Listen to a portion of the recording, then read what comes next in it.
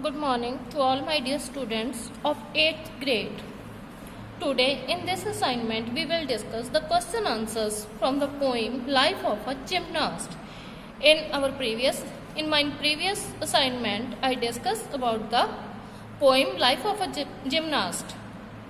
So first question is, what does the poet repeatedly say I grew up?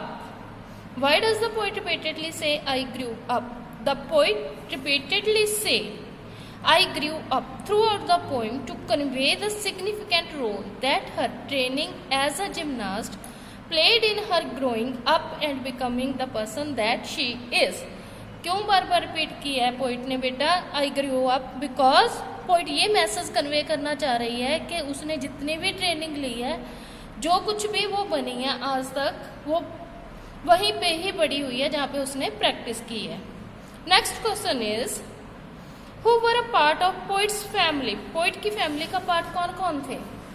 The poets gymnast coaches were a part of her family. This closeness and affection between the poet and her coaches made the difficult and strenuous training session much easier for the poet. कौन से poet की family के part? Gymnast coaches. जो उसके coaches थे वो उसकी family का पार्ट थे और उनके साथ उसकी जो क्लोजनेस थी, वो जो उसकी हार्ड कोचिंग थी. Difficult and stressness. Stressness means stress देने वाली, वो उसके लिए बहुत ज़्यादा इजी हो गई थी. Why did the poet have chalk as makeup? Poet ने चॉक को मेकअप के तौर पे क्यों लिया? Chalk is used by gymnast to gain a better grip. Chalk जो है जिम्नास्ट की तरफ से यूज किया जाता है एक बेटर ग्रिप बनाने के लिए. Poets hands and face were often mark with this powder. Naturally बेटा जब ग्रिप बनाने के लिए कोई चीज़ हम हैंड पे लगाते हैं तो कहीं ना कहीं वो हमारे फेस पे भी आ ही जाती है. That's why she says that she used chalk as her makeup. Next question, what was the poet's relationship with her teammates? Poet की अपने टीममेट्स के साथ कैसी रिलेशनशिप थी?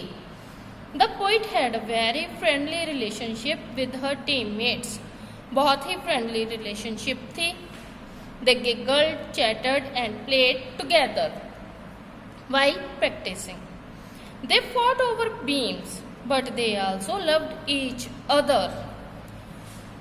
जैसे हमारे फैमिली मेम्बर्स के साथ होती है, हंसते भी हैं, चिल्लाते भी हैं, खुशियां भी मनाते हैं, झगड़ा भी करते हैं, वैसे ही जो रिलेशनशिप है उसके टीममेट्स के साथ थी.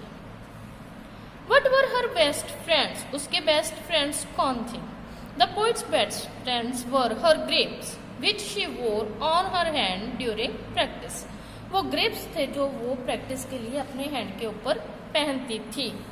What ritual did they have to undergo to become her best friends? कौन सी रिचुअल, कौन सी रीत उनको निभानी पड़ी थी उसके बेस्ट फ्रेंड्स बनने के लिए? The poet's best friends were her grapes, which she wore on her hand during practice. They did not become her best friend until she had practiced in them so much that they were stained, ripped and cut. मतलब बुरे तरीके से वो बिखर गए थे poet की friendship के लिए. जब ग्रिप्स को हाथ में डाला जाता है, उनके साथ प्रैक्टिस की जाती है, वो टूटते भी हैं, उन पे निशान भी आते हैं, कट्स भी आते हैं. How does the poet convey to the readers that she enjoyed her training and the people surrounding her? Poet ने ये रीडर को मैसेज कैसे दिया है कि उसने अपनी ट्रेनिंग और जो पीपल उसके इर्द गिर्द होते थे उनको एंजॉय किया. The poet tells the readers about the difficulties of her training. Injuries and obstacles were a part of her daily life. Poet बताती है कि उसकी जो डिफ़िकल्टीज थी ट्रेनिंग के दौरान, उसकी जो इंजरीज थी, जो ऑब्स्टेकल्स, जो प्रॉब्लम्स उसको आई डेली, जो रुकावटें आई, वो उसकी डेली लाइफ का एक हिस्सा है. But she also adds that good times, fun and laughter were also as much a part of her training. और फिर वो कहती है कि अच्छा टाइम भी उसकी ट्रेनिंग का एक हिस्सा है जिसमें वो बहुत खुश हुआ करती थी। शी लव्ड हर टीममेट्स, वो अपने टीममेट्स को प्यार करती है।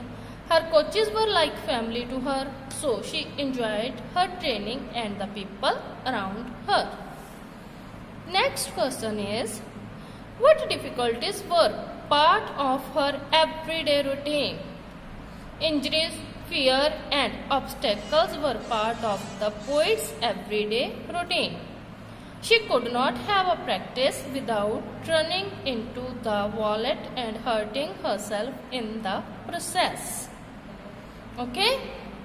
Next question. What values did the poet learn in the process of training? कौन सी वैल्यूज सीखी पोइट ने ट्रेनिंग के प्रोसेस में? In the process of our training, the poet learned that skills, routines, medals and scores, जो हमें क्षमता होती है, जो हमारी रूटीन होती है, जो हम मेडल्स हासिल करते हैं, जो हम स्कोर्स हासिल करते हैं, वो इतनी इम्पोर्टेंस नहीं रखते जितना हमारा पैशन रखता है। Skills, routines and medal scores are not as great as your passion for a thing. She also says that values and the lessons which stay inside you, वो सारी values जो आपके अंदर आ जाती हैं, एक स्पोर्ट्समैन की स्पिरिट बनाती हैं आपके अंदर, during your journey of sportsman are more important than your success. आपकी कामयाबी से ज़्यादा वो आपकी फीलिंग्स रखती हैं जो आपके अंदर आ जाती हैं। Students, next is our reference to context. Okay, and these are mostly known as extracts. First extract is, I could sprint across the floor past mats and wires without fault. What does the above line tell us about the poet? The above line tell us that the poet was very good at what she did. जो भी उसने किया उसमें बहुत अच्छी थी। Were the poet's practice session always without fault? No. क्या कभी ऐसा हुआ है कि पोइट के प्रैक्टिस सेशन में कभी कोई प्रॉब्लम आई ना हो? No. The poet's session were not always without fault. She would often run into the wallet and hurt herself during practice. कई बार उसको चोट भी लगी है प्रैक्टिस के दौरान। What were a part of the poet's practice session every day? कौन सी चीज उसके एवरीडे का पार्ट थी? This is very important question. Injuries, fear and obstacle were a part of poet's practice session of everyday. Our next question is, next extract is, skills, routine, score, medal, these things are all great. First question, was the poet satisfied with the things listed above? What according to her was more important than the things listed above? No, the poet was not satisfied with the things listed above. According to her, the memories once created during these routines and sessions were more important than these things. इन चीज़ों से ज़्यादा कौन सी चीज़ important रखती थी? वो चीज़ importance रखती थी उनकी फीलिंग्स, उनकी वैल्यूज और उनकी memories. What was true for the poet? For the poet, what one sees through the mind's eye is truer than what one sees in reality. Poet को ऐसा फील होता था कि अगर हम किसी को मन की आंखों से देखते हैं, वो सच्चाई हमें ज़्यादा इफेक्ट करती है rather than जो हम रियलिटी में फील करते हैं। This means that everything cannot be taken at face value. कोई भी चीज़ हम ज़्यादातर फेस वैल्यू पे नहीं ले सकते। The practice was not merely practice for the poet but the lesson she learn. बच्चे, इस पूरे आंसर का यही मीनिंग है कि पोइट ने जो प्रैक्टिस की है वो दिखने के लिए प्रैक्टिस लग रही थी, लेकिन रियलिटी में पोइट एक बहुत अच्छे लेसन्स उसको मिल रहे थे। What interesting view does the poet refer to later?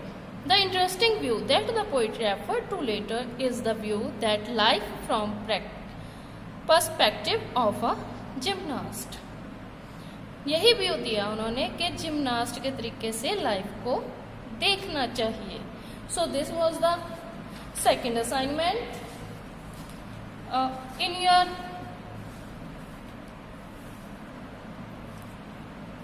These questions are given in your book, beta.